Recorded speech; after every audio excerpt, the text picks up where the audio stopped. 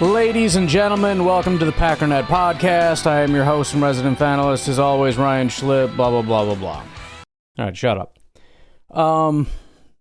Boy, oh boy, I am awfully pissed.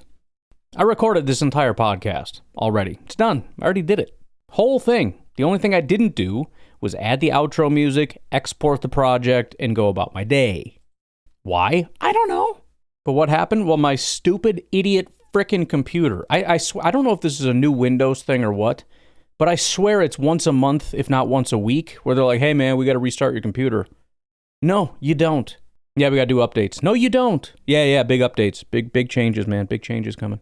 I leave my computer on, so I'll come downstairs and I have to re-log in. Everything's shut down. I'm like, frickin', it did it again. So it just did an update. And then I start seeing, hey, pick a day to do an update. Pick a day to shut your computer. I'm like, fine, how about Sunday when I'm sleeping or whatever? It just is what it is. Come down here, didn't do it. Instead, I get a message, okay, we're going to reboot your computer and wait an hour is there. No, go away. Did the whole podcast, go upstairs, going to make some chicken thighs. We're making chicken thighs. I freaking love chicken thighs. Chicken thighs on the freaking grill, char them up, put some barbecue, got the rice ready to rock and roll, whatever. Just letting the barbecue set. Come downstairs. I'm just going to real quick say goodbye to everybody. Thanks for listening. Thanks for tuning in. Here's your freaking music. And then I'm going to export it. And then I'm going to go upstairs and we're going to finish this thing. Come downstairs. Hey, good news. I rebooted your computer even though you asked me 5,000 times not to do it. So now we got these amazing updates. Oh, aren't you so happy? I'm like, well, that sucks. But, usually when my thing is sitting here for a long time, it'll kind of autosave. So I'm like, let me boot up freaking Audacity. It's the name of the thing I used to record, and see where it left off. Maybe some of it got cut off. Open it, just blank. Like, bro, you're not even going to prompt me to say, hey, usually it's like, would you like to recover one of these 5,000 things here? And I got to sort through them all, whatever. Nothing. So I go into the folder. Like, you got anything in here? Open up one. It's from a long time ago. It's from last year, apparently. Like, I don't know what the heck this is. So I get rid of it, close it. They're like, would you like to save it? I'm like, no thanks. Then it's like, okay, so you want none of these. Deletes them all. Like, oh my God. Oh. And, if this was July 3rd, I would just skip today. I'd just be like, screw it. It's not a big deal. I'm just not doing it. I can't do that. We just had a Packer game. Can't be skipping stuff. And I have to do After Dark. So I got to do 3 podcasts today, including this one, which I already did.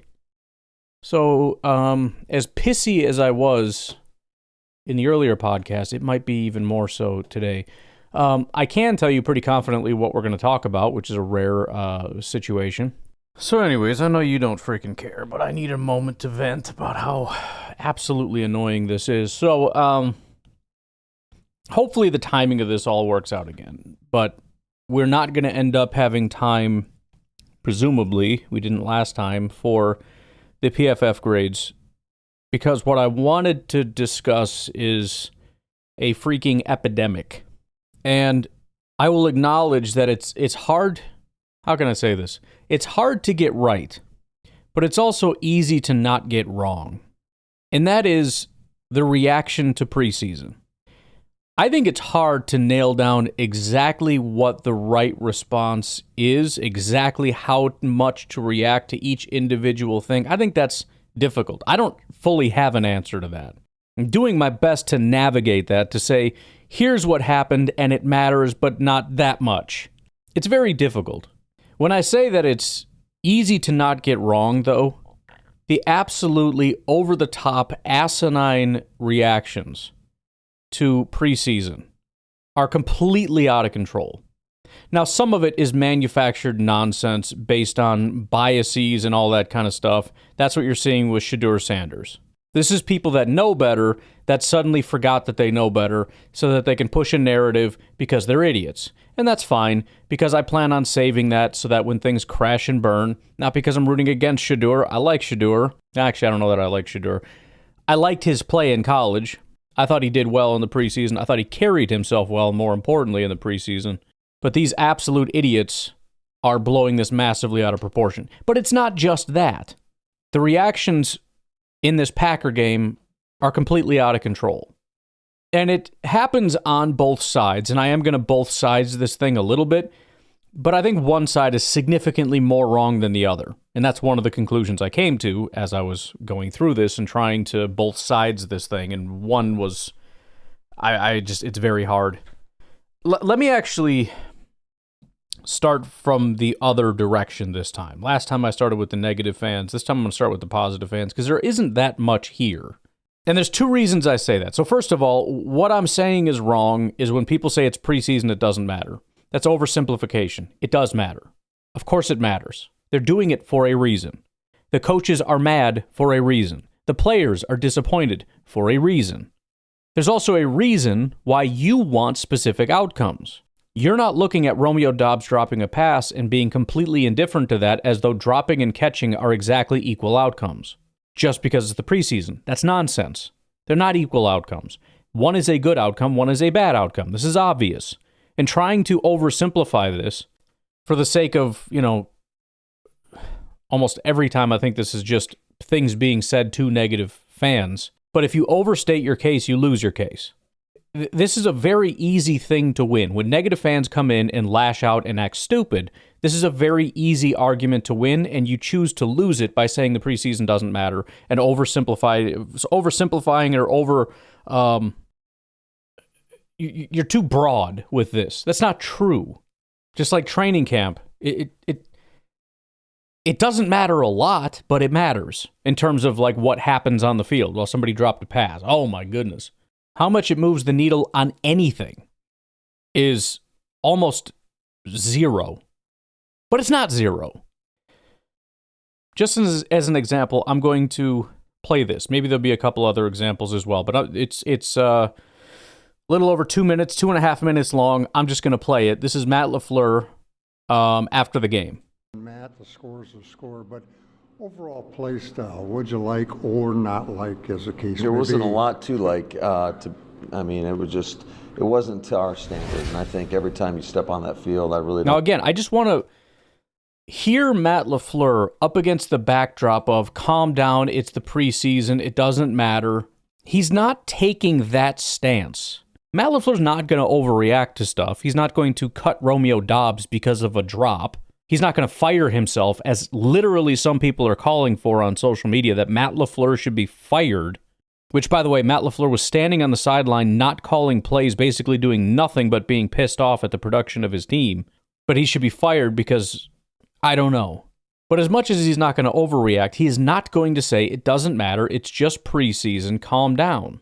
I don't care who's out there, is you got to play to a standard and you need what you practice to translate to game day. And certainly I did not see us attack the football with relentless effort that we've been doing in practice, that we've been showing in practice. I didn't see us play with great technique and pad level, way too many penalties.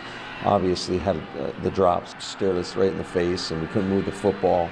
And then we had some critical mistakes on special teams as well. I mean, you have the opening kickoff, you have a holding, we field the ball on the 5-yard line, we muff another punt that leads to points. So all in all, I would say it was a bad day all around. Matt, bad day all around. Now, again, what does that mean going forward? Who gets fired? Who gets cut? Nobody. No major decisions are made simply on a couple plays here.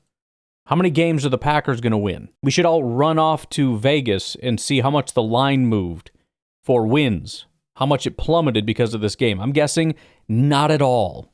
But again, you can't just sit there and say it doesn't matter, because it does, which is why the head coach of the Green Bay Packers is pissed. Offensively, you're like 1 of 10 on third down. Because you struggled on that down, you don't get another set of downs. Hard to get any continuity or rhythm, isn't it? Yeah, we weren't in sync all night. And even when we had opportunities, you have a 3rd and 1 in the second half, we pop a run for a first down, we get called for a holding penalty. So that just seemed to be kind of it all night long, and it's hard to win like that. Lamar Johnson's 39-yard run, well blocked, well run. Did you see that coming from him in practice? Yeah, he's done some nice things, and it was a well blocked play. There was nobody in the C gap. We kind of kicked him out of every gap right there, and he did the rest. And it was a great effort downfield by Sean Clifford to kind of get a piece of the defender and allow Amar to score a touchdown. Some of your young guys up front defensively did show up, and I'm speaking of Baron Sorrell, Kingsley Enigbari, Colby Wooden. All of them made some plays. Yeah, I think there were some good moments. I think after the first two drives, our defense really kind of settled in for a while. Unfortunately, we were in such a hole, and then we gave up a couple late drives. But there were some guys. I don't think it was necessarily a lack of effort out there. I just think it was just lack of execution. And again, he's also not overreacting to the positive, right? Kingsley Enigbari had a good day. Yeah, he did some good stuff, right? Big freaking deal. He made a couple plays in a preseason game. It doesn't mean he's going to be Bosa, Nick, or Joey. Matt, bottom line, do you take anything away from a game like this? Absolutely you do. You better. Absolutely you do. Right? Absolutely you do. You better take it to heart, otherwise it's going to creep into the regular season, and we just need to kind of refocus and have that sense of urgency, and every man in that locker room has got a lot to work on. Okay. There was also, I won't bother playing it, but I think it was Wooden, I think. Maybe it was Brooks. Again, I'll never know the difference.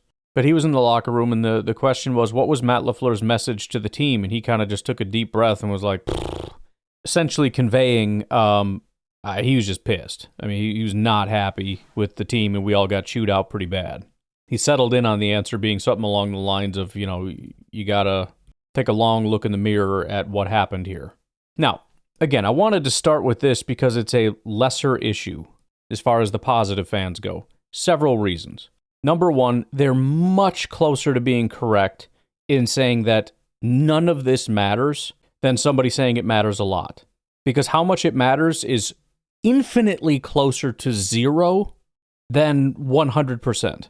Number two reason why is that positive fans know that it matters. And I have two examples. Number one, they will tell you it matters when talking about guys like Matthew Golden or anybody else that had a good day. Suddenly it matters. Man, Matthew Golden looked good. They're posting highlights. They're doing all this stuff. So they know they're full of crap. When they say it's preseason, it doesn't matter. They're just saying that to make you shut up. I forgot the other thing I was going to say, but that essentially is the third point. They know for a fact that it's not true. They only say it in response to negative fans. It's the only time positive fans will say it doesn't matter. When you're talking about bad plays, and the only reason they say it when you're talking about bad plays is because they want you to shut up because they're positive fans and they don't want to think about negative stuff. So they put it out of their mind and try to put you in your place by saying it doesn't matter. Again, it's a stupid argument, and you now took a dumb argument and lost somehow by overstating the case. But again, it's not worth hammering this point because I'm talking to people that are very close to being correct, and they also know that what they're saying is not true. So it doesn't really matter to belabor the point so much and hammer it home. We'll take a break. On the other side, I want to look at the negative fans. I'm going to see if I can scrape together some of the comments that I'm talking about so you know what kind of insanity I'm referring to, and then go through not just why it's stupid and how everybody should know it's stupid, but actual data showing kind of what actually we're looking at. So kind of, number one, smacking the people over here for being stupid, but also, how much does it mean? Take a break. We'll be right back. All right, couple notes real quick that I don't think I brought up yet. First of all, at the game yesterday, Jaden Reed was seen with a boot on his left foot, so that's obviously not fantastic. Another guy that kind of just fingers crossed he's ready week one. The press conference yesterday, Jeff Hafley, unprompted, brought up players he thought played well. Those players included Stackhouse, Brinson, Sorrell, Enigbari, Cox, Wooden, and Brooks. That all sounds legit. I know there was one play I saw Stackhouse got just railroaded, but I think down the stretch, there were a lot of stops, and I have a feeling Stackhouse helped quite a bit with that. Zane Anderson will miss some time with a knee injury. Nothing long-term. That's about that for that. All right, so let's, first of all, and I've done this before, and I will continue to do this, because I've had comments multiple times when I rail against negative Packer fans that, You got to stop giving so much attention to these handful of people. Literally go on social media and look at the comment section and tell me that it's a small percentage.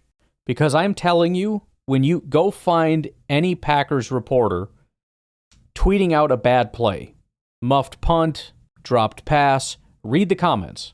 Not that you expect positive comments on those, but let me read some examples of what was going on yesterday in a preseason game for, one play here, one play there. Here's just a couple examples. Preseason or not, this was dog crap football. I expect that from the Bears, not from us. I just want to pause on a couple of these. Why do you expect it from the Bears? You expect the Bears to be bad in preseason? Do you not know how preseason works, where bad teams look really good and good teams look really bad? You don't know that? Okay, that's fine. Our starters looked worse than the 2s or 3s. Again, very common in the preseason, happens all the time. Same stupid mistakes as last year. By the way, the fact that nobody learns that lesson is why people get excited about the people on the 2s and the 3s. Oh, we should have the third string quarterback taken over. He's better. The fact that nobody ever learns this lesson is unbelievable to me. Same stupid mistakes as last year. Can't catch a football, and Jets easily go down the field on their opening drive. One of the things that's amazing to me, too, with these comments, I don't think anybody watched last year. Not really. I mean, negative fans only see negative things. They have no idea what happened last year. They don't know that the Packers were one of the best teams in all of football last year. They legitimately don't know that, and when you show them, they refuse to believe it. They will not believe it. This is the same as last year. In what way is an 11-win team reminiscent of... You're watching the Packers get blown out and you're saying this is just like last year. In no way whatsoever is it like last year. Even the losses, almost all of them were pretty close. So I don't know what you're talking about. No one showed up for the Pack, and I couldn't be more disappointed. Can't catch, can't stop holding, can't play defense. This is basic fundamentals, for crying out loud. Love the Packers, and I always will root for them and be a fan, but this is embarrassing.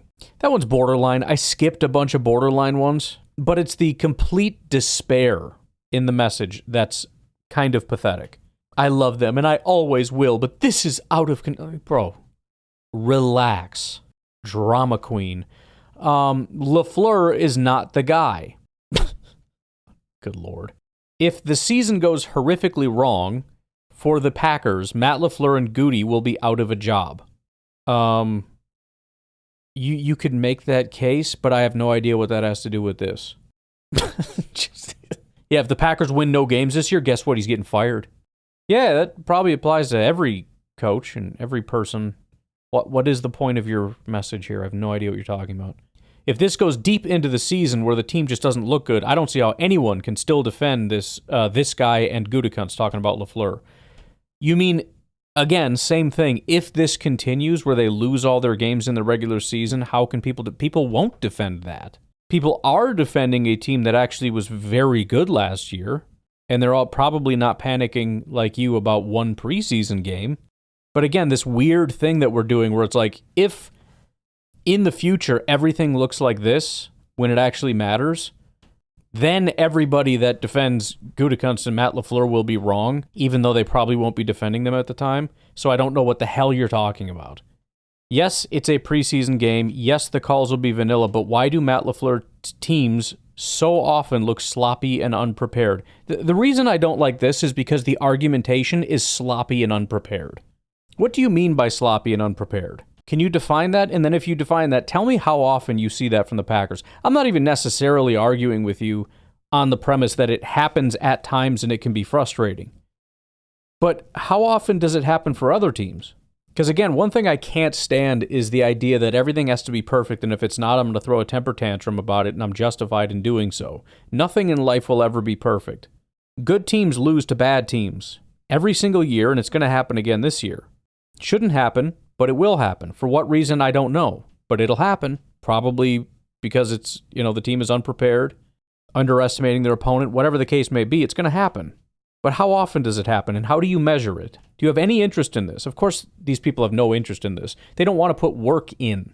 There's a comment coming up that I found hilarious that made me just think, why am I even bothering with this? Comment was something to the effect of, am I the only one that wikis these guys? God, I hope so. You use Wikipedia to do research on players? I mean, it's not terrible for some things, but my goodness. This is your source of NFL data, Wikipedia. You know there's actual websites dedicated to giving you information about players, right? They have a whole bunch of statistics and everything else. It's what they're dedicated to, and a lot of them are free. And you're going to learn about players from Wikipedia. Huh. But again, like what are we talking about here? What does that mean? What does unprepared mean? How often does it happen? And how much more is that than every other team in the NFL? And if you don't know the answer to that, then shut up. Why does this always happen? It doesn't, drama queen. It doesn't always happen. Why don't you try to make a more concise argument with what you're actually frustrated about? Wide receiver room, besides Golden, can't do their jobs. Massive overgeneralization. Team was a dumpster fire from the coaching to the players. No one was prepared. People just showed up tonight. Players were looking like they just don't care or did not know what was going on. Okay, I guess. Green Bay has no all-pros. If there's anything I hate worse than Wikipedia, it's all-pro and Pro Bowl and all that nonsense. It is such a useless thing to me. So useless. And it's not even true. Anybody ever heard of Xavier McKinney? Green Bay has no all-pros. None. No difference makers. Now we're just getting dumber. No difference makers? Jordan Love doesn't make a difference? Difference makers are a pretty low bar, and we have a few dozen of those guys. Going cheap and drafting poorly has consequences. Okay, again, I'm going to need some evidence. Going cheap. So if I go look at the data right now, as far as how much actual money they spend, am I going to see that they don't spend as much money as other teams? So they just have a bunch of money left over every year? Or do they spend all their money, like every other team? And drafting poorly, how poorly? What's poorly? Can you define that? Can you quantify that for me? Can anybody quantify the points that they're making? Prove to me that the Packers have been cheap and drafted poorly. And I'm very sorry, but demonstrating that by saying, well, this guy and this guy and this guy were bad picks doesn't prove the point. That's a different point. The point you're making is these three players are bad. That's a different thing than saying the Packers have drafted poorly. I hate to be that guy, but I'm very sorry. You can't do this if you don't know what you're talking about. And I know nobody actually ever wants to do the work. It's too hard, which is crazy now because we literally have AI. You can just ask it and it will give you a very long, drawn-out thing. They actually have entire things where they'll do deep research for you. They will do research looking at hundreds and hundreds of articles and research papers. Or you can go find them and just give them to AI and say, hey, read all these papers and tell me. But nobody even wants to do that work. It doesn't matter how much help you can get, how easy the world can make it for you to have all the information in the world. The internet by itself is just a massive database of information. And yet you still refuse to ever use it. And then go on social media to tell people how much better you are than everybody when you are the biggest, dumbest person ever. I'm sorry, you just are. If you can't quantify anything, if you can't prove anything, if you can't demonstrate anything you're talking about ever, your entire life is just going off of feelings and vibes and emotions. What a sad, pathetic life you have. Take a minute, step back, and actually ask the question. I'm not asking you to be an emotional teenage girl. Ask the question, how good of a job has Brian Gutekunst and the Green Bay Packers done at drafting? It's a question that matters. The answer absolutely matters. And if you want to be an informed Packer fan, you should look into it. And you should try to figure that out. Again, I don't know if there's a definitive answer to it, but you can set up your own criteria and then go forward and apply that to the 32 GMs and see what you come back with. I did that earlier this year. I've given my thoughts on Brian Gutekunst. I don't think he's a top, 5 GM. He's probably a top 10-ish GM. But there's also questions because there's been a lot of recent draft picks that could go either way. And if guys in the last 3 years don't start taking a step and the last 3 years look kind of not great, then yeah, I'm all in on getting rid of Brian Gutekunst. I don't care that Gootlicker has been my whole thing. I don't care. I just care what's real. Anybody should care about, but none of this is real. What are you talking about? You can't just say things. I understand social media has empowered you to feel like you can just say whatever you want, but you understand you're an idiot. You get that, right? If you just say things because it feels right in the moment, because my emotions and my feels tell me that this is the reality, you're not a grown adult human being. How many times have we heard this from his mouth over the last 7 years? It falls on him, stupid penalties, can't catch, can't tackle, complete breakdown in all phases, but let's brush it off as if it's only preseason.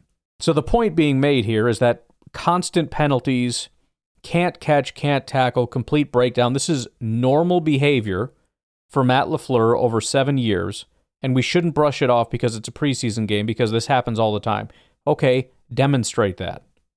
Because I'm not aware of that. I didn't know that this is a major issue for the Packers. I mean, I know about drops, even though, again, depending on what metrics you use, it could potentially be slightly overstated. The quarterback who suffered the most drops was not Jordan Love. It was Aaron Rodgers, followed by Justin Herbert, followed by Joe Burrow, followed by Bo Nix, followed by Daniel Jones, followed by Jordan Love.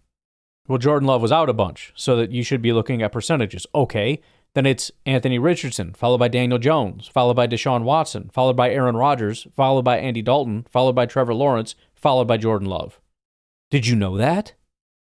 Doesn't sound like you did based on this comment here. It's not good, but I think you might misunderstand how bad it is. Missed tackles. I didn't realize the Packers were so bad at missed tackles. He doesn't tell me the data that I need to know this, but let me see if I can find it here. So, most missed tackles by a team: Colts, Raiders, Panthers, Saints, Jets, Texans, Rams, Bengals, Falcons, Dolphins, then Packers. Okay. So, not top 10 in missed tackles, but, they're top half, as are the Bengals and the Rams and the Texans. But, yeah, I mean, okay. Penalties, do they have the most penalties? No, Baltimore did. Followed by the Jets, the Texans, the Titans, Washington, Dallas, Buffalo, Philly, Seattle, and then Green Bay. And again, not only are they not at the top, but every time we go through the list, the teams like, Baltimore being number one, I kind of think Baltimore's a pretty good team. Philadelphia, if I'm not mistaken, they recently won a Super Bowl. I don't remember how long ago was that? A few months ago? Yeah, they had more penalties than us. But if you look at penalty yards, then it's Baltimore, Houston, Jets, Washington, Tennessee, Detroit, New Orleans, Seattle, Denver, Philly, Kansas City, Carolina, Buffalo, the Giants, Miami, the Rams, Dallas, and then Green Bay. Okay. So, not even top half. But, yeah, I mean, this is obviously an epidemic here. Clearly, this is a very serious problem. Next comment, worst preseason performance in a while. Is it? How do you, again, can we back it up? When was the last time we saw a worse performance? Do we have to go all the way back to week 2 of last year when we lost 27-2? I mean, why wouldn't you just look it up? If you're going to make a comment like that, it's not even that hard. You have to go back 2 preseason games ago. By the way, we followed that up by beating the Baltimore Ravens 30-7. Are the negative fans going to jump in and talk about how massive that is, how much that changes everything, that we're significantly better? No, of course not. Because just like positive fans who never want to talk the same way about positive things and negative things, they have completely different standards. Negative fans are the exact same way. They ignore the positive and then over-exaggerate the negative. Last year, the issues were slow starts, drops, and mental mistakes. Looks like none of those issues have been resolved this offseason. Again, I don't know that that's true, and I don't know that the second part is true. We can definitively say that no issues are fixed because of that. Didn't think it could get worse, but wow, this is ugly, how embarrassing. Worse than what, stupid? What are you talking about? Didn't think it could get worse. You didn't think it could get worse than going to the playoffs with an 11-win record? How much of a spoiled Packer fan are you? So kind of like you might be a redneck. You might be a Packer fan if you didn't know it could be worse than 11 wins in a playoff berth. Regardless of this is the preseason, this is an awful performance by the Packers. Shamefully poor performance. Look clueless and clumsy. Again, that's somewhat fair, but I don't know. It's the whole regardless of preseason part that's like, no, not really. I mean, no. Erase that first part and we're on the same page. This team was ill-prepared for most games last year. This team is not prepared tonight. Obviously, the issue was not corrected. This team is not well coached. Okay, we won most of our games though, right? So did we win games that we were ill prepared for? Or are you just wrong about that? It's got to be one or the other. Matt LaFleur's teams are soft. Okay, I'd love to see you quantify that one. I don't even know how that applies to yesterday's game. I don't think soft was the issue. LaFleur not ready. Last year for him. Yes, he's definitely getting fired this year because he had a bad week 1 in the preseason. Dobbs effing sucks, and I'm tired of pretending he doesn't. It's so funny to me that like negative fans, I think they do this to be like tough and all that stuff, and it just reeks of feminine to me. No offense to the ladies, because women don't usually act this way, but in terms of just being like you're emotionally hurt by this. This is you not being able to emotionally handle this. He had 1 drop. Again, not a good thing. Dude had 1 drop, and your response is to run to social media and say, Dobbs effing sucks. I'm tired of pretending he doesn't and hearing the stupid training camp discourse over and over again. You mean the stupid part where he sounds good? You're tired of hearing about the good because you want to focus on the bad. Yeah, that's prototypical negative Packer fan. He's Jordan Love's Jake Kumaro, but with a bit more talent and worse hands. Can't wait till he's gone and don't feel obligated to start him. I mean, it's sad. Time to start the Arch Manning conversation. Yes, we need to draft a quarterback because Love, in his 12 snaps, might have overthrown one guy one time. The rest of the passes look good. Defense is awful. Great job, Goot, for improving the defense this offseason. LMFAO. Yes, the defense hasn't improved, and I know that because I watched a preseason game. Either the Packers' defense is bad, let's say, or Fields is taking a huge leap this season. Or, hear me out, maybe neither of those things is true, and it's a freaking preseason game. By the way, I just saw, I forget who it was, but some former quarterback that is now a media member talking about that game and how Justin Fields might be taking a huge leap this year. So it's not just like idiotic trolls. People don't know how to think, and I'm freaking tired of it. You have former football players on major national media platforms who's seeing Justin Fields do well in the preseason for the 500,000th time and going, wow, I wonder if he's going to be good this year. How are you this stupid? I don't understand it. Bums on defense. Defense is pathetic. LaFleur effing sucks. LOL, we are so back. Penalties, drop balls. Love to see it. Looks like last year. Drop balls, no rhythm on offense, no pass rush, soft zone D. Again, are you sure that's what it looked like last year? Do you remember last year? Are you remembering that properly? And if so, can you explain how we won 11 games? Oh, they weren't actually that good. Based on what? Because if you actually look at any data, it says you're wrong. You just don't want to believe they were good. Oh, they didn't beat any of the good teams. Yes, they did. They beat good teams. They just didn't beat 14-win teams. And even that, they almost did numerous times. Romeo realistically should be traded. All right. So there's a list of the doomerism, which again you're wrong if you say it doesn't matter. You're wrong if you're saying it matters a lot. But you're a lot more wrong when you act like this than if you say it doesn't matter, because doesn't matter is almost completely true. Let's take a break. When we come back, I'm going to counter a little bit of these doomer things and then give some actual data on what the preseason tells us about the future. And again, if you're running out of time, let me give you the TLDR. Doesn't matter. It tells you nothing about the future. Okay? There you go. Now you know. Now you know. Take a break. We'll be right back. Okay. Couple counterpoints for the doom and gloom crowd. First of all, and again, I've gone through examples already, right? We whooped the living crap out of Baltimore in the preseason last year. Would the doomers like to comment on that? What would you like to say about that? I'm just curious. What are your thoughts? Any broad, sweeping thoughts on what that means for the future of the Green Bay Packers? Or do you want to keep it to just preseason? I bet in that context, you want to keep it to just preseason, right? How about we look at a couple of the games from this year? Week 1, of the preseason. Here's a doozy. The Patriots beat the Commanders 48-18.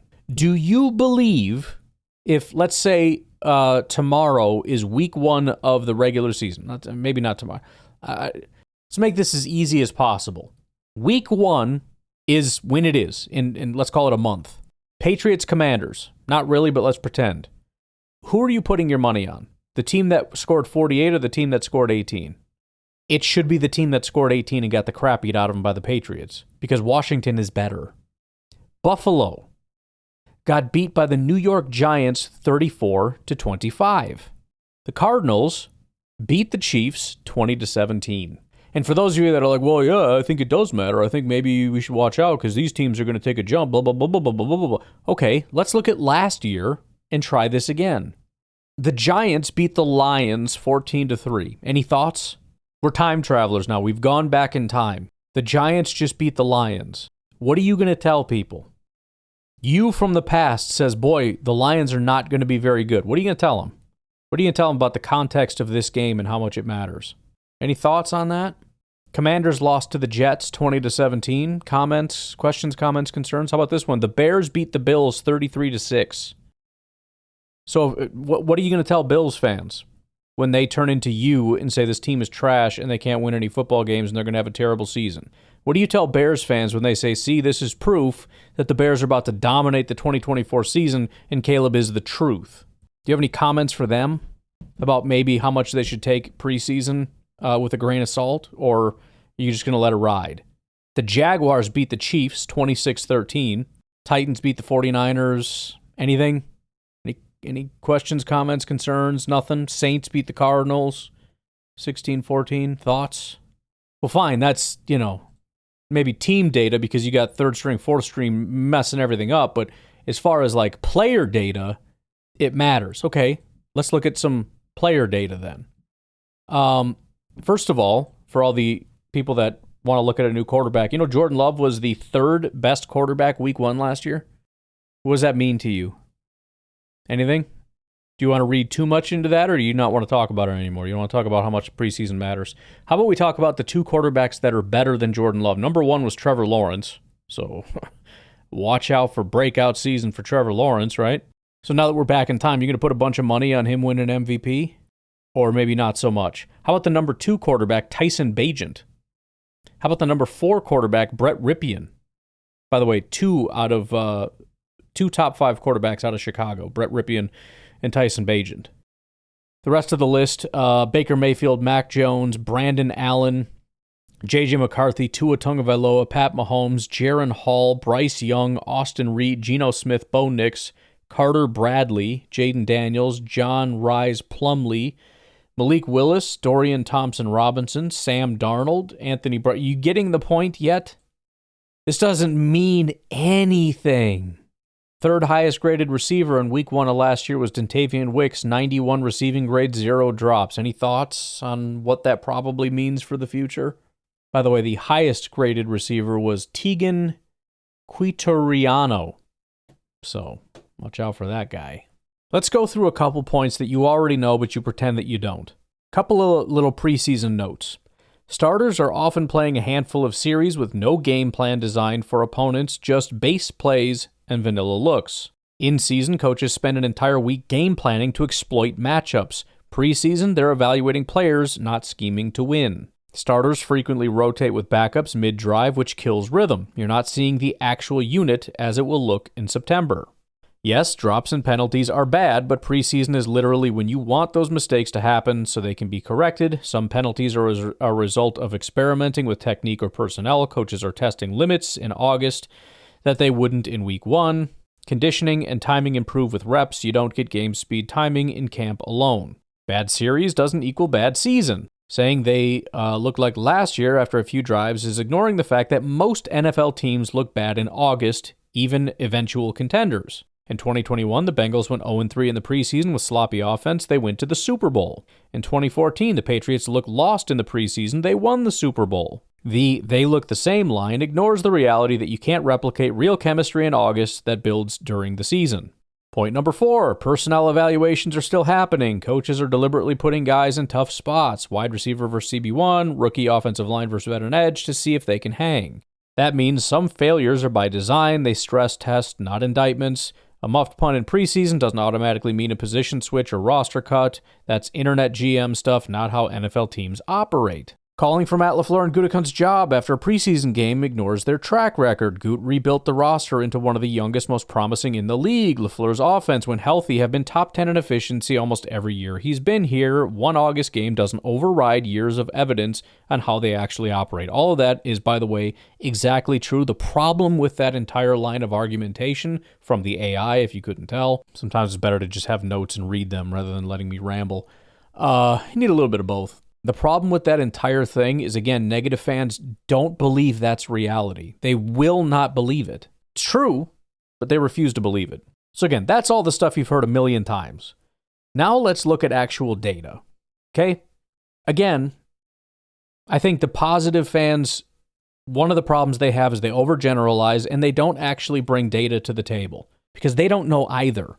They say things like it doesn't matter. Does it though? Do you know if it doesn't matter? Maybe it does matter. How much does it matter? Do you have any idea what you're talking about? Or are you just trying to dismiss things the same way they are dismissing positive things? And positive and negative fans are the exact same people. They're just opposite sides of the same coin. And again, I'm more negative toward negative fans because they're more close to being wildly incorrect.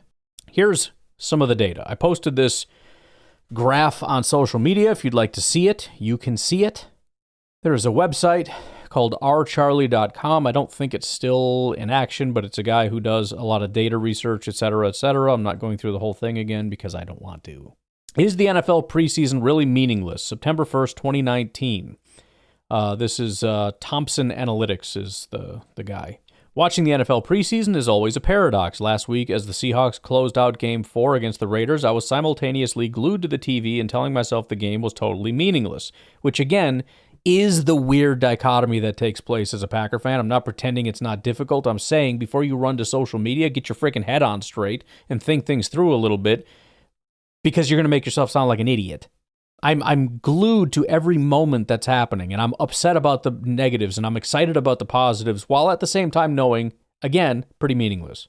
The general wisdom of preseason play is that while it helps teams prepare and figure out how to sort players for the final depth chart, the outcomes of the games don't have any bearing on the regular season. To put this theory to the test, I went to the data. I used the awesome NFL Scrape R package to pull the results of all preseason, regular season NFL games from 2009 to 2018. By the way, again, I'm going to hammer this AI thing. There's no excuse anymore. These R packages that exist, the NFL Verse packages, NFL Read R, NFL Scrape R, whatever. These are things I wouldn't know anything. You would need to know like Python programming type language to be able to make these things work. Now that we have AI, you don't need that. You just ask it a question, it'll tell you what to do. So if you want to know information, it's all out there. You don't need to be dumb. You can just do take 30 minutes and you'll have more in-depth knowledge than 99.9% of fans. Just do the frickin' work or be quiet. This type of stuff in 2009, only guys like this are doing it. And was it 19? 2019. I was going to say 2009 to 2019.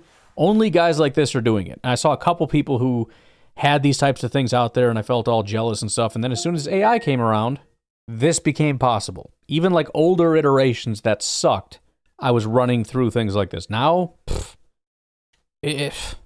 easy work. To prepare the data for analysis, I calculated each team's cumulative win percentage for all 10 seasons, filtering out ties. To look for correlations, I plotted the preseason versus regular season win percentage. Very simply, X and Y axis, you have regular season win percentage, preseason win percentage. You've seen these charts 1,000 times. If there is a line, right, that is a correlation. If you see a line, if you see clusters, data clustered in a line going from like bottom left to top right, bottom or top left to bottom right, anything like that, that's simply a correlation. As this goes up, this goes up. As this goes up, this goes down. And you see a trend. If, on the other hand, you see dots just strewn about, that means there's no correlation. Now, there's actual R values, R squared values, whatever, that will give you how closely, we'll get into that in a minute, but he didn't do that in this article. You can see very clearly It's just dots everywhere. There is no correlation. It says, this chart supports the consensus view that the preseason doesn't provide any insights into a team's regular season performance. There's no visible correlation between preseason and regular season wins, and the best and worst teams are nearly identical in terms of preseason play. The Patriots, who boast an 86% regular season win percentage over the last 10 years, are barely above 50% in the preseason. The Browns, meanwhile, having only slightly less successful in the preseason, have won fewer than 30% of their regular season matchups. Remember, this is 2019, so we're talking New England as a top dog here. To see if there was any correlation I could find, I looked at Week 1 outcomes. I figured if anything, good preseason results could indicate that a team was more prepared for the very first game of the season. To answer this question, I look at the Week 1 win percentage for all teams by the number of games they won in the preseason. To account for the small sample size, I ran hypothesis tests for the outcomes against the baseline Week 1 expectation value of 50%, which makes sense if it's completely random. If there's no correlation, you would expect 50%, right? Here's what he came up with. Teams who bomb in the preseason rarely win their first game. Oh, so there's something here. Okay, well, just hold on a second. Here we do see a correlation. Teams who lose all 4 preseason games, there's only 3 now, all 4 preseason games win their first game just 24% of the time, less than half the expected value of 50%. That the upper 95% confidence interval is below 50% provides further evidence that a winless preseason lowers a team's probability of winning their first game.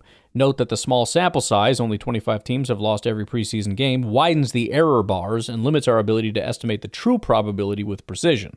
Interestingly, teams who win one preseason game do not lose their first game at a significantly higher rate than expected, which suggests that to be predictive of Week 1, a team's preseason performance needs to be truly disastrous.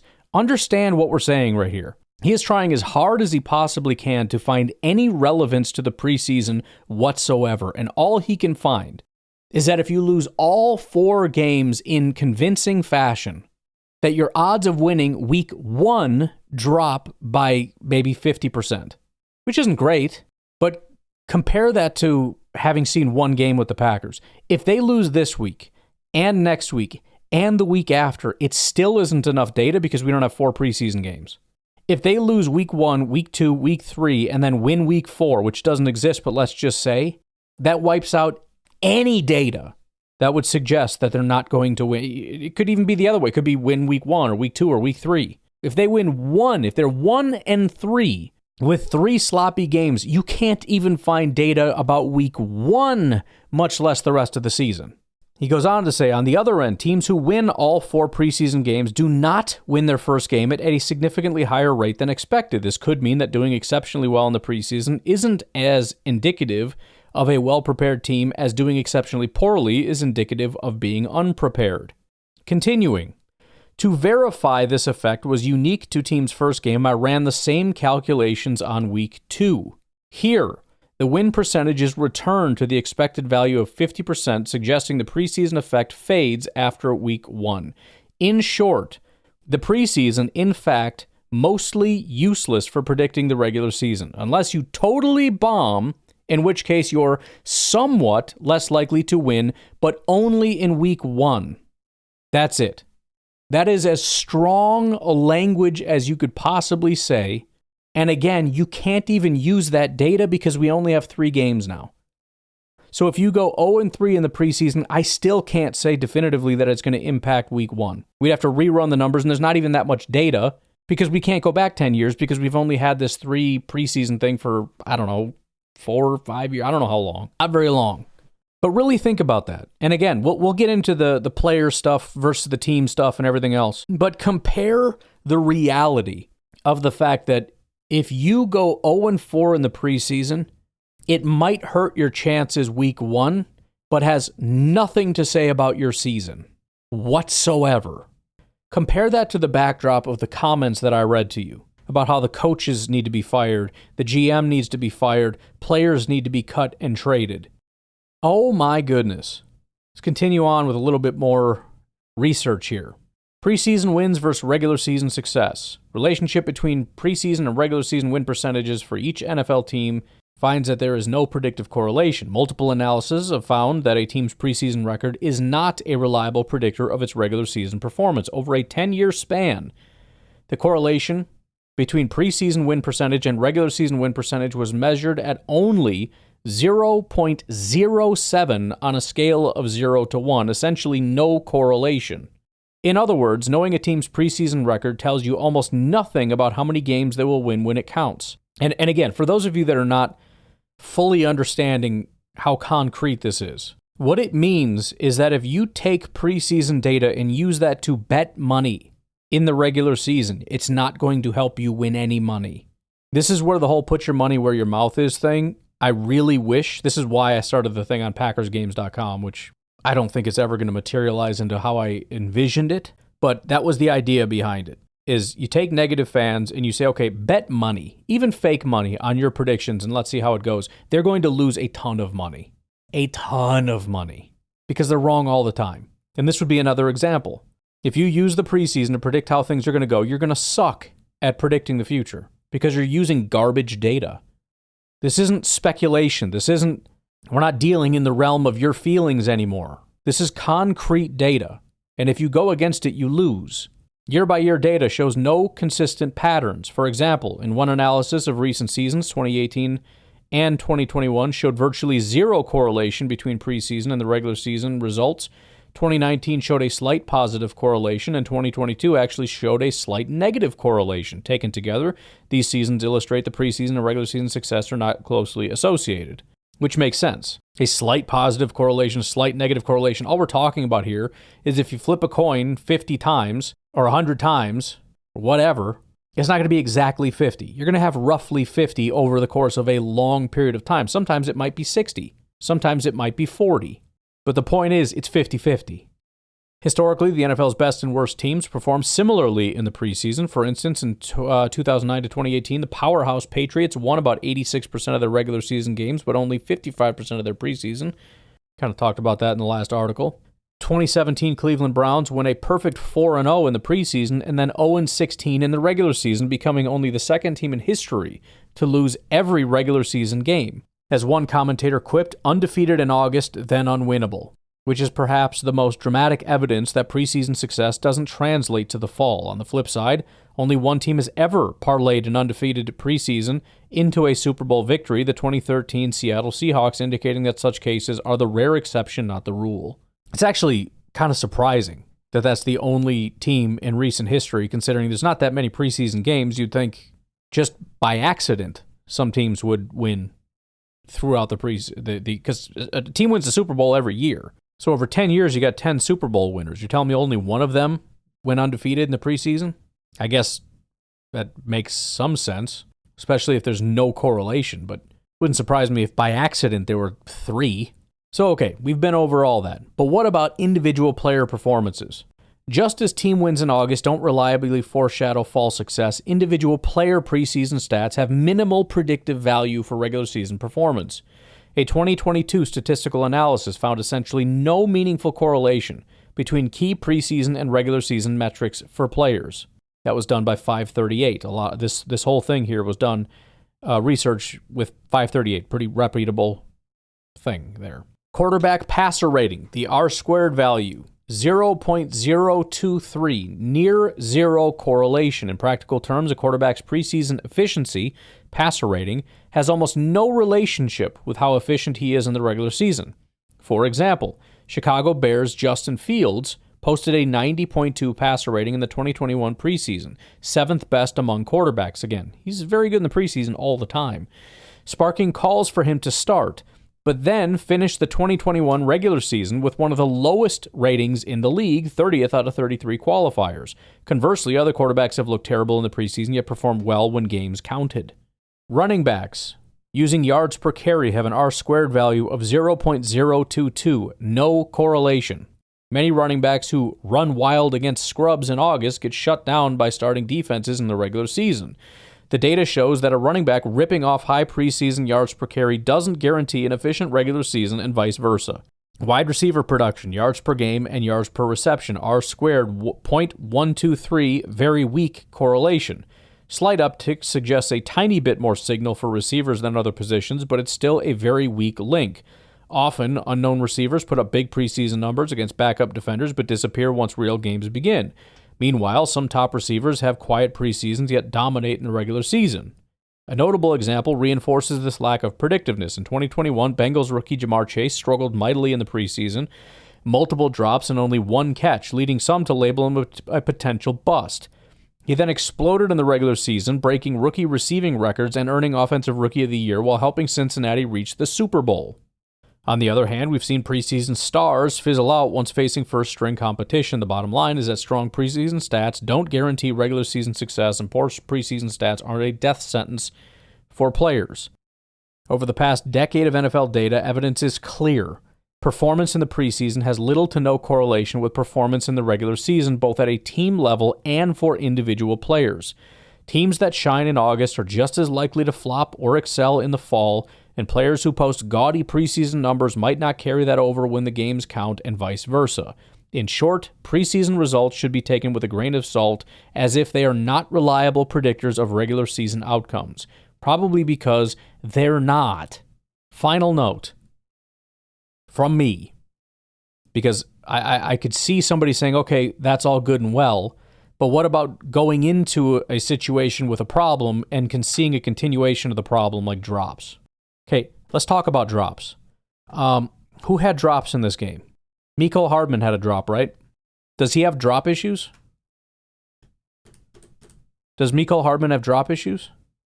Well, the team does. No, I'm not asking you that. I said, does Mecole Hardman have drop issues? That's my question.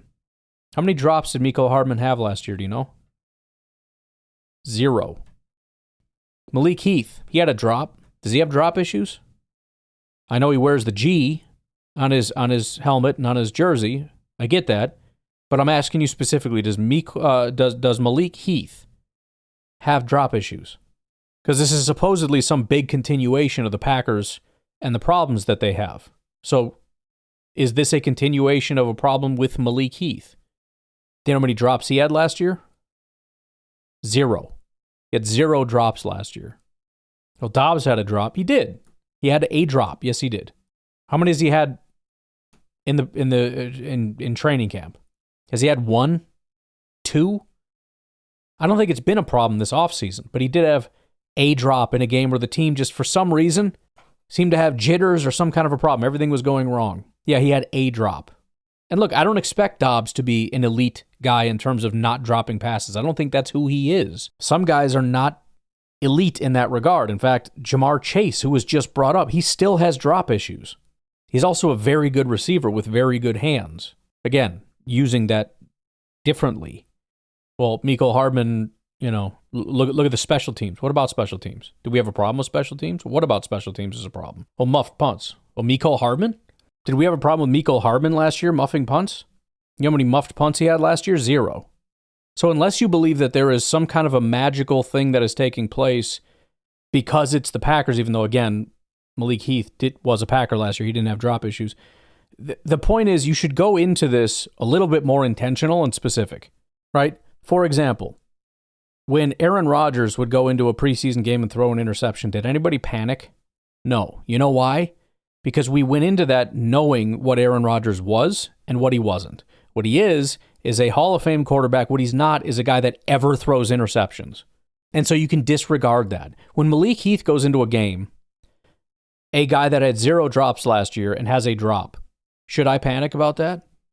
No, because that's not one of my notes about him going into the season, going into this preseason game. Mecole Hardman. Drops were not an issue with me and Mecole Hardman. You could say that maybe with Romeo Dobbs, drops were an issue and he had a drop. Oh, shucks. Okay, fine. Strike 1, I guess. I don't know.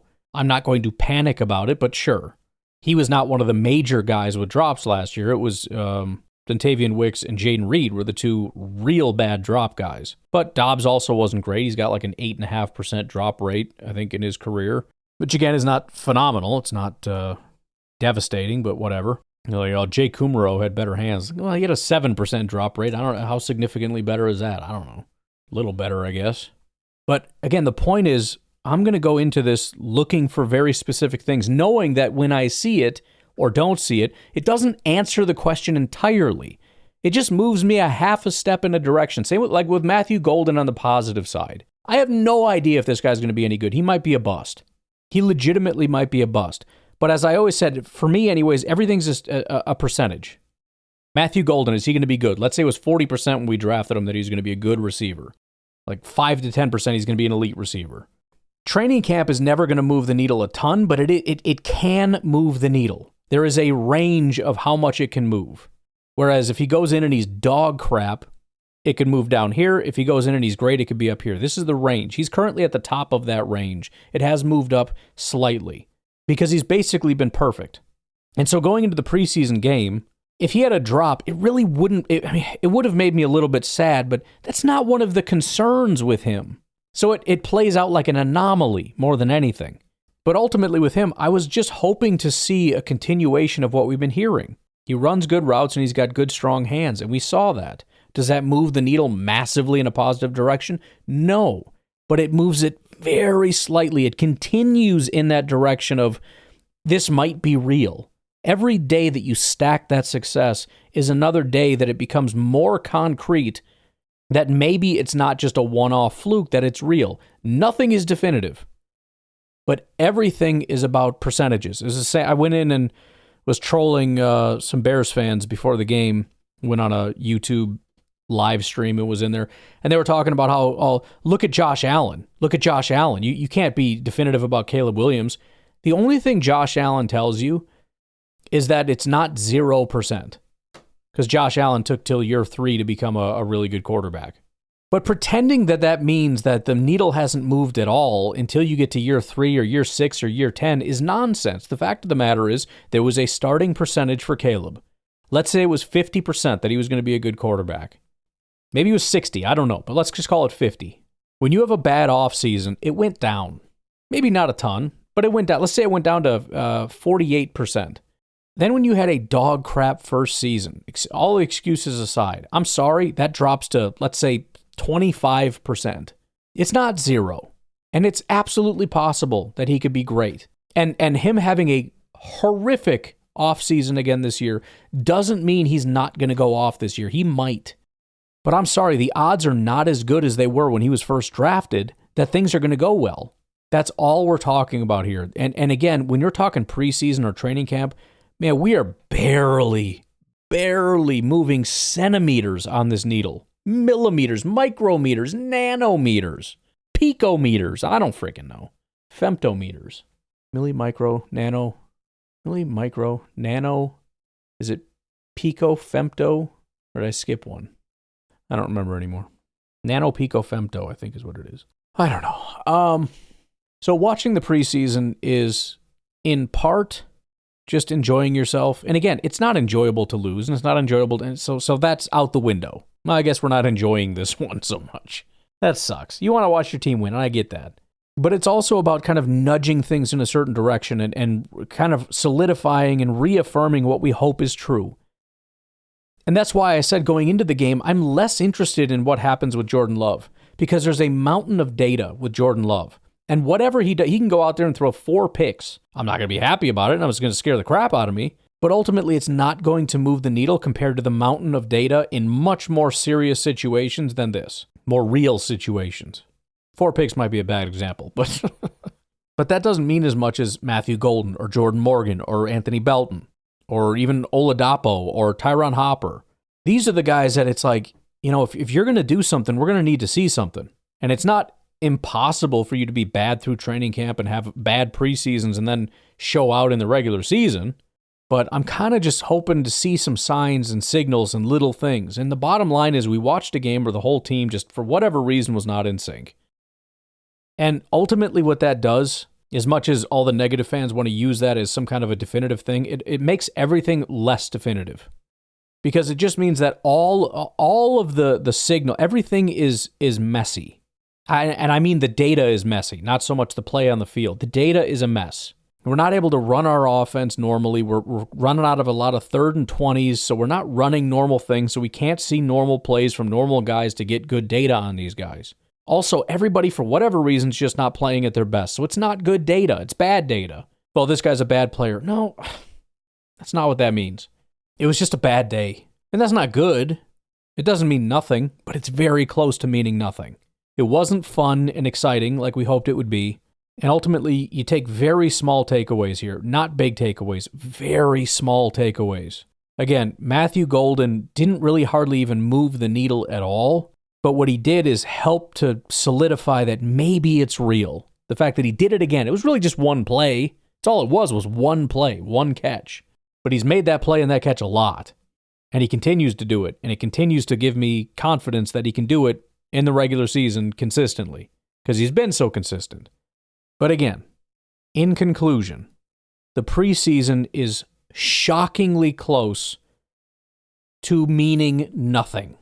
It doesn't mean nothing, but it is as close to nothing as you could possibly get. Again, I can give you a million examples, and you could probably give those same examples. If the preseason was any kind of indication of anything, Royce Newman right now would be the greatest offensive lineman in all of football. Justin Fields would be the greatest quarterback in the entire NFL. All right? This is nonsense, and we need to frickin' relax. Anyways, I'm going to get out of here. Tomorrow we'll dig a little bit more into the PFF grades and stats and all that kind of stuff to zoom in a little bit on what everybody did, and we'll go from there. We do have joint practices coming up. We pull up the old calendar here, which I actually just started being a freaking big boy and actually use a calendar. What do we got going on this week? So Monday, actually a lot going on Monday, but not for you. That's all for me.